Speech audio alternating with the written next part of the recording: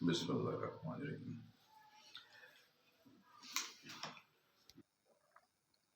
बिस्मिल्लाहिर्रहमानिर्रहीम। आज के सेगमेंट में हम लोग इंशाअल्लाह यूनिट नंबर 3 जिसका टाइटल है वर्क, एनर्जी एंड पावर। वैसे तो टाइटल वर्क एनर्जी है, लेकिन इसके अंदर पावर का टॉपिक भी इंक्लूड है। तो आज हम लोग इस पर जो है वो डिस्कशन करेंगे, यानी यूनिट नंबर 3 और इसका टाइटल है वर्क, एनर्जी, ये टाइटल है। ठीक, ओके। देखिए, सबसे पहले तो हम ये क्लियर करें कि वर्क होता क्या है। वर्क की एक डेफिनेशन जो 9, 10 फर्स्ट ईयर सेकेंड ईयर में आपने पढ़ी वो ये कि when force is applied on a body and body cover some displacement, then you will say that body has done some work. जब बॉडी पे फोर्स अप्लाई हो और बॉडी डिस्प्लेसमेंट कवर करे तो हम कहते हैं कि बॉडी ने वर्क किया है। यानी दो चीजें, फोर्स और डिस्प्लेसमेंट, फोर्स एंड डिस्प्लेसमेंट, इसका ताल्लुक वर्क से, ऐसा आप लोगों ने कहा, ऐसा ही है। लेकिन इस पॉइंट को थोड़ा सा हम क्लियर करें। देखो, अगर हम ये मान के चलें कि ये डेफिनेशन वर्क की बिल्कुल ठीक है, तो इसका मतलब है कि ये जो अभी 1.5-2 घंटा तुम लोग यहाँ पर बैठे हो, तो इस 1.5 घंटे के दौरान तो तुम लोग कोई काम नहीं करोगे, क्योंकि तुम लोग कोई डिस्प्लेसमेंट तो कवर कर नहीं रहे। इस डेफिनेशन के मुताबिक फोर्स अप्लाई हो, डिस्टेंस कवर करे, तभी आप बोलोगे बॉडी ने वर्क किया। तो तुम लोग तो कोई डिस्प्लेसमेंट नहीं कवर कर रहे। लेकिन अब रियलिटी अगर हम कॉन्सेप्चुअल सोचें तो यार बात ऐसी तो नहीं है, काम तो कर रहे हो। तो इसका मतलब है इस डेफिनेशन में कोई टेक्निकल प्रॉब्लम है। तो इस पॉइंट को पहले क्लियर कर लो। ये जो डेफिनेशन है ना, ये वर्क की एक टाइप है जिसको बोलते हैं मैकेनिकल वर्क। ये उसकी डेफिनेशन है। मैकेनिकल वर्क में डिस्टेंस कवर करना जरूरी है। तो आप लोग मैकेनिकल वर्क नहीं कर रहे। ये जो डेफिनेशन है ये मैकेनिकल वर्क की है। तो फिर एक सवाल कि मैकेनिकल वर्क को की डेफिनेशन को हम लोग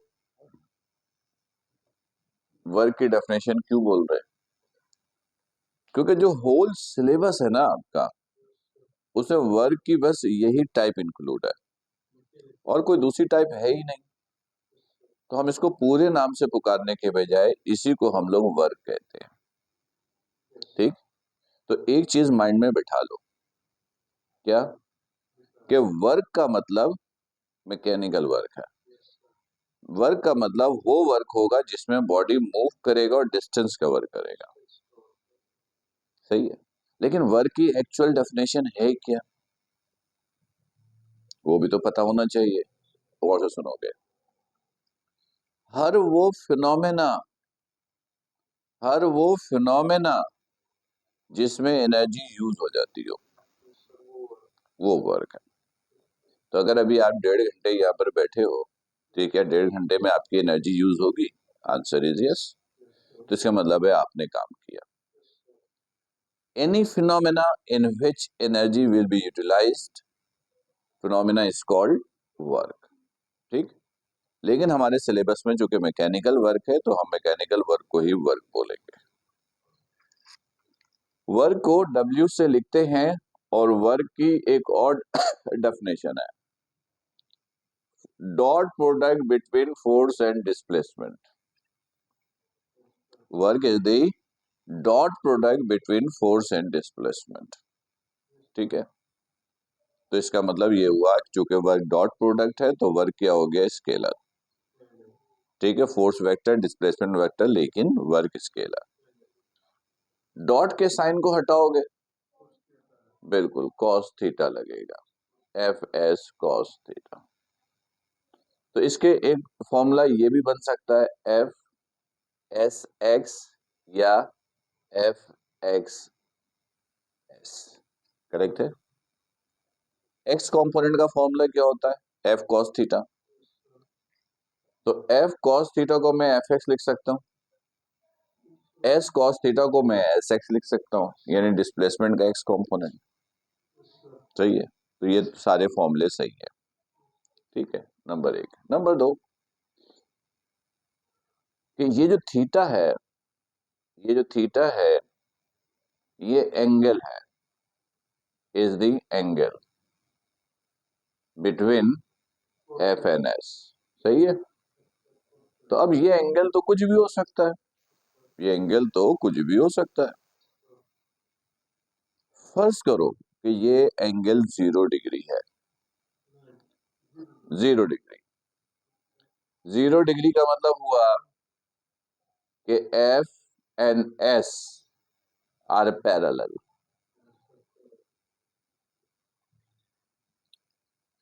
0 डिग्री का मतलब हुआ एफ एंड एस पैरेलल, और you can say F and S are in same direction, same direction.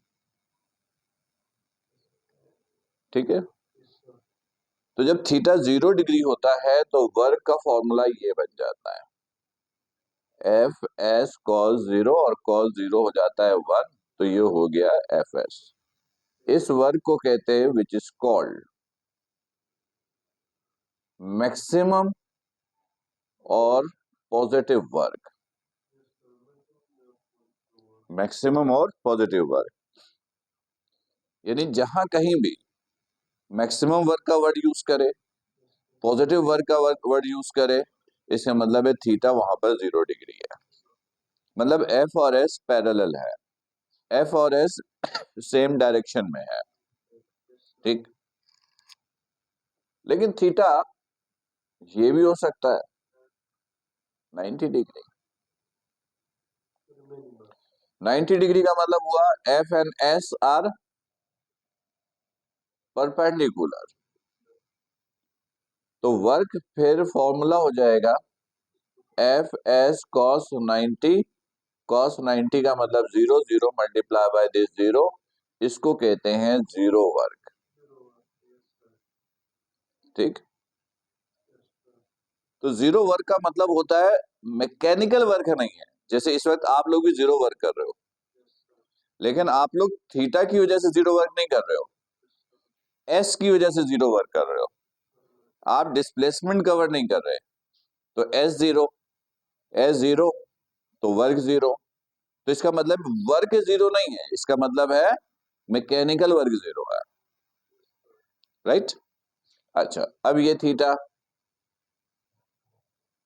90 degree भी हो सकता है,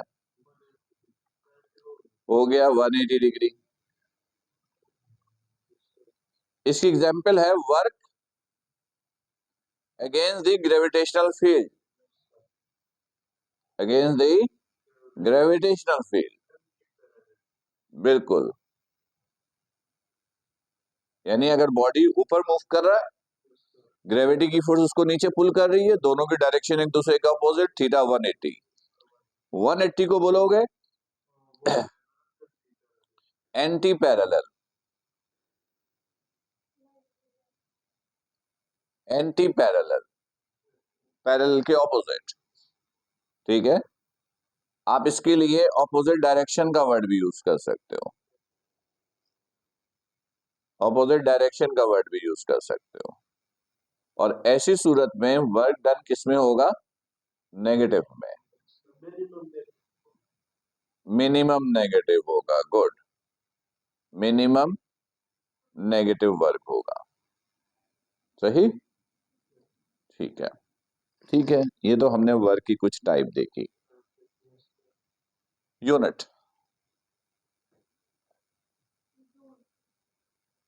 एसआई यूनिट, जूल। वैसे जूल किसके बराबर होता है, न्यूटन मीटर के, न्यूटन मीटर। यानी 1 जूल का मतलब होता है, joule is the unit of work.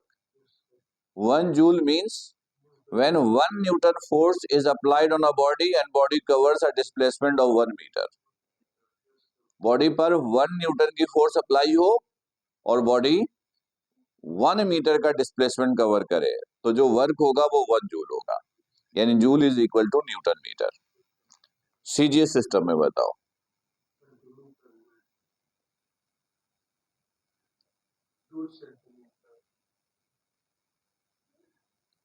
CGS system में डाइन सेंटीमीटर, ये डाइन, ये सेंटीमीटर, तो जूल बताओ आप।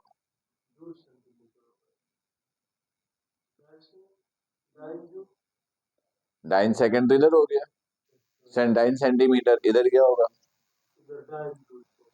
डाइन जूल होगा, पक्की बात। सीजीएस सिस्टम में इसका यूनिट होता है अर्क। क्या यूनिट होता है, erg, and this is equal to 9 centimetre. ठीक। एफपीएस सिस्टम में, एफपीएस सिस्टम में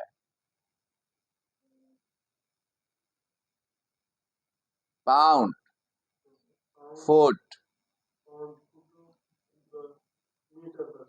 बस पाउंड फुट।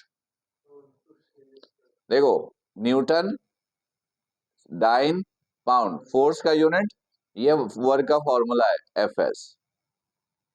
एफपीएस सिस्टम में फोर्स का यूनिट क्या होता है, पाउंड, तो एफ की जगह लिखा पाउंड, पाउंड का सिंबल एलबी है। और बाद लोग एल बी और छोटा सा एस भी लगाते हैं। और डिस्प्लेसमेंट का यूनिट होता है फुट, तो पाउंड फुट। और पाउंड फुट का कंबाइंड वर्ड नहीं है, जैसे इन दोनों का कंबाइंड वर्ड है, इसका कंबाइंड वर्ड नहीं है, तो आप पाउंड फुट का वर्ड इस्तेमाल करोगे। ठीक, यानी एसआई में 2 यूनिट है, सीजीएस में 2 है, बराबर है, लेकिन एफपीएस सिस्टम में हम लोग बोलते हैं पाउंड फुट।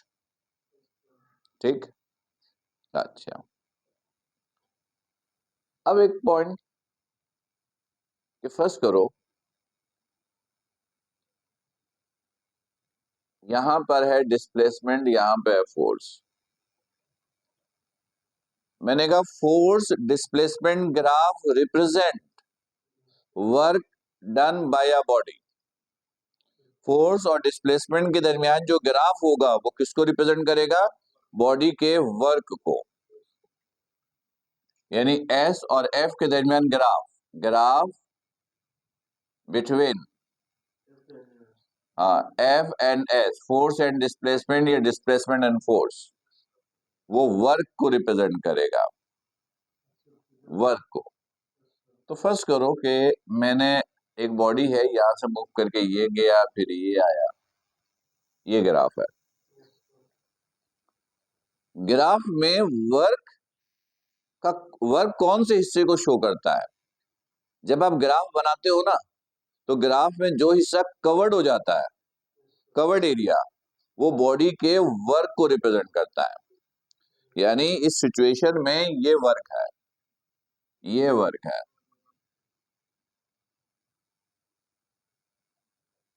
यानी कवर्ड एरिया किसको रिप्रेजेंट करता है, वर्क को। कवर्ड एरिया, कवर्ड एरिया ये रिप्रेजेंट करेगा वर्क को, यानी ये वर्क है। अब मैं कहूं वर्क है निकालो, तो ये कवर्ड एरिया का, कवर्ड हिस्से का एरिया निकाल लो, वो वर्क होगा। यानी इस हिस्से का एरिया निकालो, यही वर्क होगा। और इसका एरिया कैसे निकलेगा, ट्राइंगुलर शेप बॉडी एरिया है, देखो ट्राइंगुलर शेप कर्व है ना, तो इसका एरिया का फॉर्मूला होता है हाफ बेस अल्टीट्यूड। एरिया बराबर होता है हाफ बेस अल्टीट्यूड। क्या, 2 पाई सरकमफेरेंस, वो सरकमफेरेंस का है, ये इस डिस्टेंस को, वो ये डिस्टेंस मालूम करने का है। ये सर्कुलर पाथ है, ये डिस्टेंस है ना, ये डिस्टेंस निकालने के लिए बोले तो ये है 2 पाई आर। ये एरिया का नहीं है, ये लेंथ का यूनिट है, लेंथ है। अब ये देखोगे हाफ हाफ बेस, ये तो बेस पे क्या चीज है, एस, तो एस ले लिया। अल्टीट्यूड परपेंडिकुलर को बोलते हैं जो बेस पे परपेंडिकुलर हो, ये बेस है तो इस पे परपेंडिकुलर ये है, तो एफ, ये एफ, तो ये एफ, सही। तो ग्राफ से एरिया ऐसे निकलेगा, लेकिन फर्स्ट करो ग्राफ कुछ ऐसे है, ये देखोगे ग्राफ कुछ ऐसे है।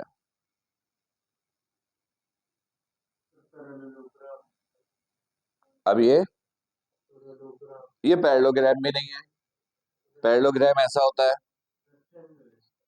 ऐसे होता है, रेक्टेंगल ऐसे होता है, रेक्टेंगल ऐसे होता है, ये कोई प्रॉपर शेप नहीं है, ठीक। तो इसमें वर्क कौन सा हिस्सा है, ये कर्व कवर्ड एरिया वर्क है। अब इसका वर्क कैसे निकलेगा, तो याद रखो जब कोई ऐसा कर्व दिख जाए जो कोई पर्टिकुलर शेप में नजर ना आ रहा हो, तो आप उसको ब्रेक करो, कन्वर्ट करो ट्राइंगल में और रेक्टेंगल में, ट्राइंगल में और रेक्टेंगल में। ये देखो यहां से परपेंडिकुलर ड्रॉप किया, दो हिस्से हो गए, ये ट्राइंगल और ये हिस्सा रेक्टेंगल। यहां से यहां पे डिस्टेंस है, यहां पे फोर्स है, यहां से यहां तक का डिस्टेंस इसको बोलो S1, यहां से यहां तक का डिस्टेंस इसको बोलो S2, यहां से यहां तक इसको बोलो F, ये और ये बराबर है तो इसको बोलो F, दोनों F ही होगा, बराबर है, ये बराबर है। बराबर नहीं होता तो F1 F2। अब अगर इस हिस्से का वर्क निकालना है तो इसके और इसके वर्क को ऐड करेंगे, इसके वर्क का क्या फॉर्मूला है, ऊपर वाला, तो ये तो इससे निकलेगा half base, base is S1 and altitude is F।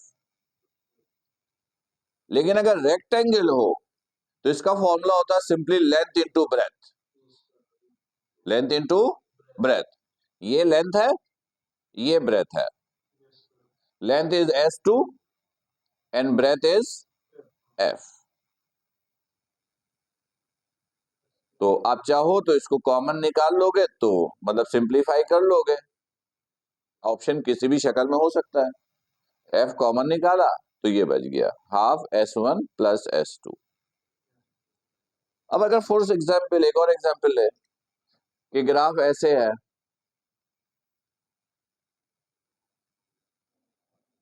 ऐसे है,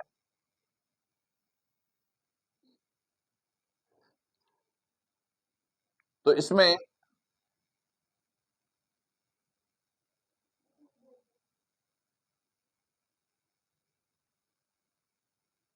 सही है, इसमें वैसे तो ये शेप ट्रेपोजाइड कहलाता है, लेकिन आपके सिलेबस में ये सारे कर्व नहीं है। आपको अगर ग्राफ से वर्क निकालना होगा तो सिर्फ दो ही ऑप्शन है, ट्राइंगल और रेक्टेंगल। हाँ इसमें तीन निकालेंगे, गुड, यानी इसको ऐसे ब्रेक कर देंगे, यहां से ब्रेक किया, यहां से ब्रेक किया, ये वर्क 1, वर्क 2, वर्क 3, ये S1, ये S2, ये S3, ये F, ये F, तो वर्क हो जाएगा इसका ट्राइंगल हाफ बेस अल्टीट्यूड, सही है। इसका हो जाएगा length into breadth, S2F, length breadth, और इसका हो जाएगा हाफ बेस, ये बेस है, और अल्टीट्यूड, अल्टीट्यूड ये है F। तो ये हो जाएगा F common half S1 plus S2 plus half S3। तो ग्राफ से वर्क डन इस तरीके से कैलकुलेट होगा, ठीक, क्लियर है, ठीक है। अच्छा अब ये सारे वर्क तो वो है जो किसी बॉडी के इंटरनल फोर्स से परफॉर्म होती हैं, इंटरनल या एक्सटर्नल, जैसे मैं हूं, मैं चल रहा हूं, तो फोर्स किसकी लग रही, मेरी अपनी ना, ये इंटरनल फोर्स। हाँ, कोई मुझे हाथ पकड़ के खींच के लेके जाए तो ये एक्सटर्नल फोर्स। लेकिन अगर ग्रेविटेशनल वर्क हो, ग्रेविटी की फोर्स से वर्क हो, अगर ग्रेविटी की फोर्स से वर्क हो, फिर क्या करेंगे, work work by gravitational force, work by gravitational force. फिर क्या करेंगे, तो ये फॉर्मूला अगर हम यूज करना चाहें तो बिल्कुल करें, ये एफएस का फॉर्मूला सबके लिए है।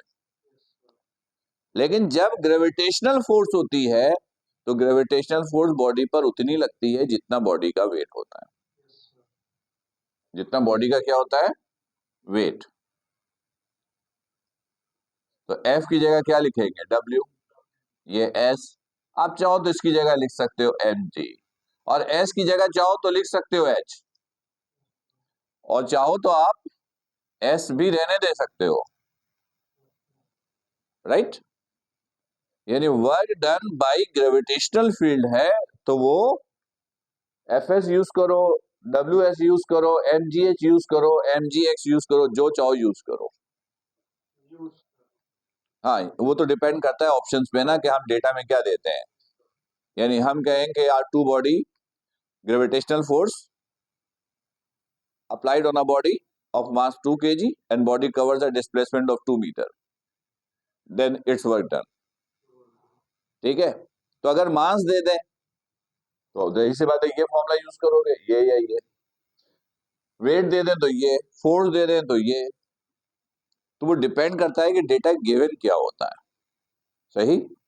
अच्छा, अब फर्ज करो कि आपके पास एक बाउंड्री है, ये बाउंड्री है, ये बाउंड्री है, ठीक है, एक बाउंड्री मैंने बना ड्रॉ करके दी। इस बाउंड्री की खास बात है, क्या खास बात है, कि इस बाउंड्री के अंदर सिर्फ ग्रेविटी की फोर्स लग सकती है, बाकी फर्श को नहीं लग रही है, सिर्फ कौन सी, ग्रेविटी।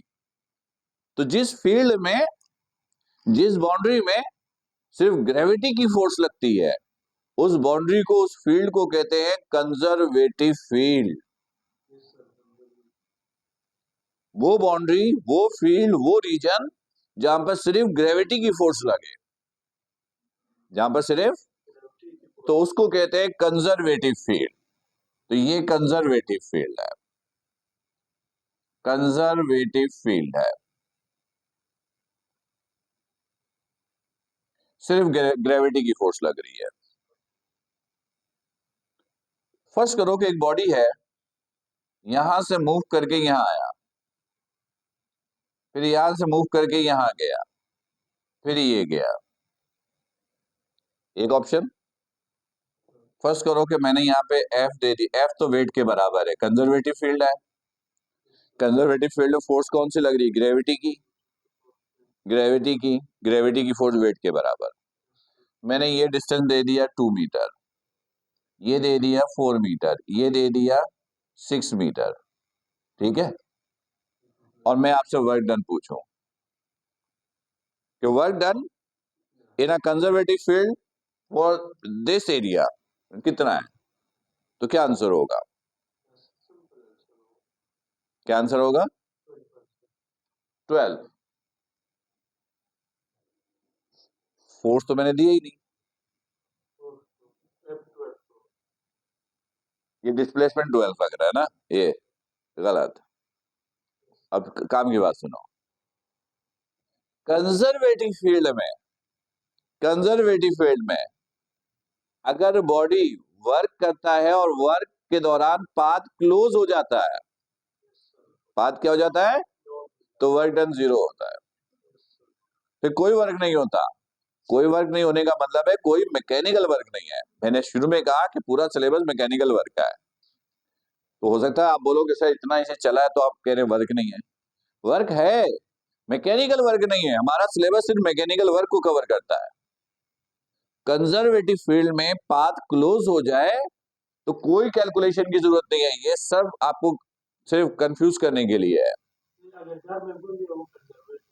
हाँ, जैसे आप अपने कमरे से निकले हो, इधर घूम फिर रहे हो, अगर ग्रेविटी की फोर्स लग रही है सिर्फ तो, लेकिन वहां पर कंजर्वेटिव ग्रेविटी की फोर्स सिर्फ, घर में घूम रहे हो तो कौन सी फोर्स लग रही है, आपकी अपनी, ग्रेविटी की नहीं लग रही है। ठीक, बाहर भी नहीं लग रही है, बाहर भी, बस सिंपल से एक रूल है ग्रेविटी की, अगर मोशन आपके कंट्रोल में है तो फोर्स आपकी लग रही है, मोशन आपके कंट्रोल में नहीं है तो बस समझ लेना ग्रेविटी की है। हाँ, वो ग्रेविटी, ये जो है ना, ये ग्रेविटी की फोर्स है, ये मेरे कंट्रोल में नहीं है।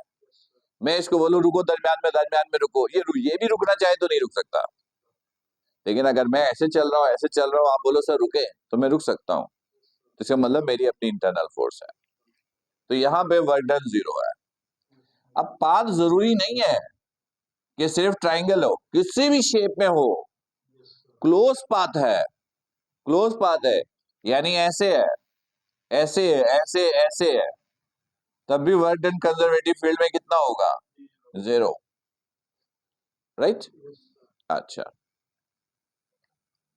तो बताओ, अर्थ, जमीन, जमीन दो तरह की मोशन करता है, पता है, एक स्पिन मोशन है ना, स्पिन मोशन, स्पिन मोशन अपने एक्सिस में घूमने को कहते हैं, ये ये तो ये एक रोटेशन कंप्लीट हो रहा है ये, हाँ, यानी जो हमारी लाइफ का एक दिन है वो अर्थ का अपने एक्सिस में एक रोटेशन है, सही है। तो अर्थ जब एक रोटेशन कंप्लीट करता है, फर्ज करो कंजर्वेटिव फील्ड में कर रहा है, तो वर्क डन किसके बराबर होगा, 0 के, क्योंकि पाथ क्लोज है। इसी तरह अर्थ जब सन के अराउंड घूमता है, अर्थ सन के अराउंड घूमता है, तो एक रोटेशन कंप्लीट करने में कितना टाइम लगता है, जब अर्थ सन के अराउंड घूमता है, जब अर्थ सन के अराउंड मूव कर रहा है, तो एक रोटेशन कितने टाइम में कंप्लीट करता है, आपकी जिंदगी का 1 साल। हम कहते हैं ना आज हैप्पी बर्थडे है, मतलब अर्थ ने जमीन जिस, मतलब ये हुआ कि जब हम दुनिया में आए, तो अर्थ सन के अराउंड जिस हिस्से पे था, वो वापस सन के अराउंड घूमकर वापस वहीं पे आ गया है, सेम पोजीशन है। इसका मतलब है हमारी जिंदगी का 1 साल हो गया है सन के अराउंड, यानी जब अर्थ सन के अराउंड एक रोटेशन कंप्लीट करता है तो वो 1 साल होता है, राइट। तो पाथ वो भी क्लोज होता है, अर्थ भी किसी ना किसी के फील्ड के अंदर मूव करता है, एक तो अर्थ की अपनी फील्ड है, लेकिन अर्थ पे भी दूसरे प्लेनेट और स्टार्स की ग्रेविटेशनल फोर्स एक्ट होती हैं, ठीक है। तो अगर पाथ क्लोज है तो वो कंजर्वेटिव फील्ड किसी और की होगी, अर्थ अगर मूव कर रहा है तो वो किसी और की कंजर्वेटिव फील्ड पे है। कंजर्वेटिव फील्ड किसी की भी हो, क्लोज पाथ में किया गया मैकेनिकल वर्क किसके बराबर होगा, 0 के होगा, राइट। ये तो हमने थोड़ी सी बात की वर्क के थ्योरेटिकल टॉपिक पर, सही है। अब हम लोग करेंगे इस पे कुछ एग्जाम्पल एमसीक्यूज के, ठीक है। तो यहां तक इंफॉर्मेशन में कोई बात पूछनी है तो पूछो, कोई है सवाल वर्क से रिलेटेड, कोई क्वेश्चन नहीं है, ठीक है। तो पहले मैं इसको स्टॉप करूं।